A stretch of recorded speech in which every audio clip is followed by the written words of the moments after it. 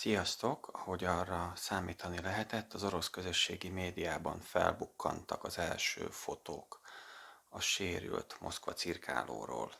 Ez egy rövid elemzés ezek segítségével a miértekről és a hogyanokról. Ami a képekből egyértelműen megállapítható, ahogy arra számítani lehetett, a fotók is igazolják a hajótért rakétatalálatokat.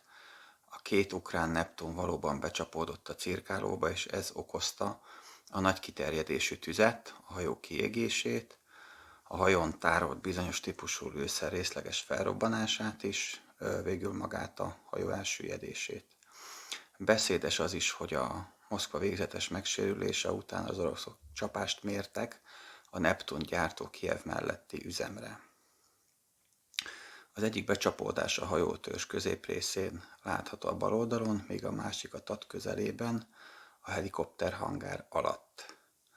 A képen a már evakuált, kiürített hajó látható az is, hogy a teherdarú gémje oldalt van fordulva, nyilvánvalóan mentőcsónakok leeresztéséhez használták.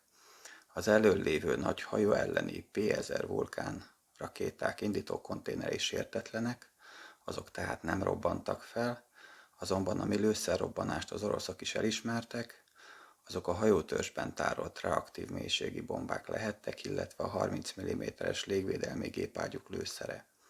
Természetesen a Neptunok egyenként 150 kg-os robbanófeje és a még el nem égett törzsükben lévő üzemanyag magában is jelentős pusztítást, nagy tüzet tud okozni, illetve maga a Neptunok kinetikai energiája becsapódáskor.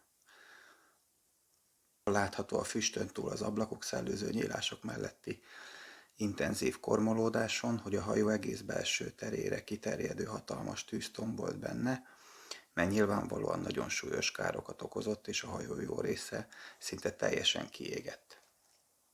Ebben persze minden bizonnyal szerepet játszhatott az elégtelen kárelhárítás is. Bár ezeken a képeken az időjárási körülmények nem rosszak, nem látható vontatási kísérlet sem. Összehasonlításról érdemes megegyezni, hogy 1987-ben az amerikai Stark fregatt 2 Exocet rakétatalálatot túlélt, amit egy iraki repülőgép tévedésből indított a hajóra. Az Exocet robbanófeje hasonló méretű a Neptunéhoz, csak hogy a Stark harmadakkora vízkiszorítású, sokkal gyengébb páncélzatú hajó volt, mint a Moszkva. Hogy hogyan tudták eltalálni a hajót? Természetesen ezek csak feltételezések, de feltehetően a Moszkva rakétavédelme sem volt a legmodernebb, és vélhetően nem is voltak kellő készültségben, alá is becsülték az új Neptun jelentette veszélyt, annak ellenére, hogy annak rendszerbeállítása közismert volt. Itt ugye olyan korszerű rakétafegyverről, robotrepülőgépről beszélünk, mely 20-26 km mélyen a szárazföld belsejéből is indítható mobil járműről, tehát a mozgékonysága, átszázási lehetőségei kimagaslóak. Közel 300 km-es hatótávval rendelkezik, a Moszkva parttól 100 km-nél valamivel messzebb volt, amikor találat érte.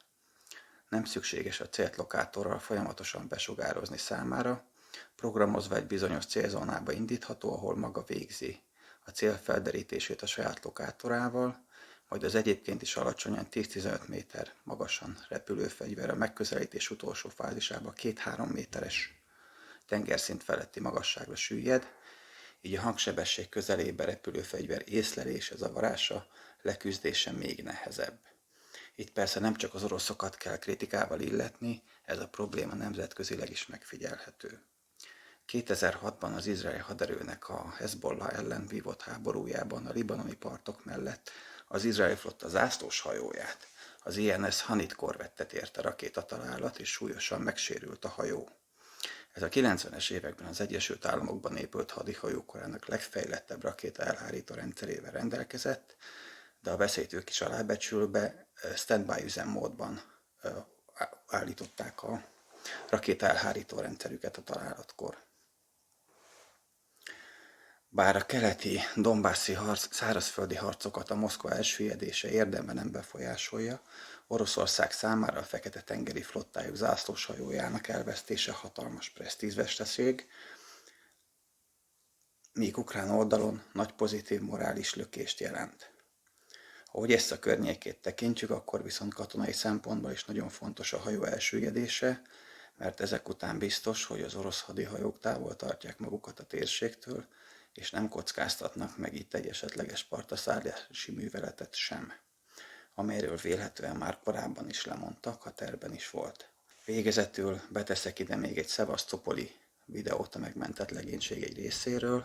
Nyilvánvalóan bekötözött sebesülteket nem akarnak mutatni, és lehet, hogy nem is mindenki a Moszkva személyzetéből való a filmen, de a képen látható tengerészek a hajószervezetszerű legénységének talán negyedét teszik ki, ami jelzésértékű lehet akár a veszteségeket tekintve is. Amíg azonban ezt az orosz oldalról nyilvánosságra nem hozzák, addig a személyzet veszteségére pontos adat független forrásból nem lesz. Ha tetszett a videó, akkor iratkozzatok fel, mert lesznek még ilyen elemzések a csatornán.